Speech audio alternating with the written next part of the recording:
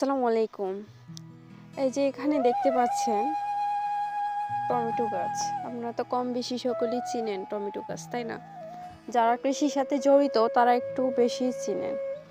এই যে দেখেন এখানে একটা টমেটো, যেটা আসলে অনেকটা ক্ষতিগ্রস্ত হয়ে গেছে। কারণ এখানে সঠিক পরিচর্যা করা হয়নি। আপনার এই জমিটা যদি আপনাদেরকে দেখাই তাহলে আপনারা বুঝতে পারবেন। দেখেন এই গাছটা যদি আমরা একটু জুম করে আপনাদেরকে দেখাই তাহলে আপনারা দেখতে পাচ্ছেন যে এখানে মাশাআল্লাহ অনেক টমেটো ধরেছে, কিন্তু এই গাছে মূলত এই জমিতে সঠিক পরিচর্যার অভাবে এই জমিতে টমেটো ঠিকঠাক উৎপাদন করা সম্ভব হবে না। দেখেন,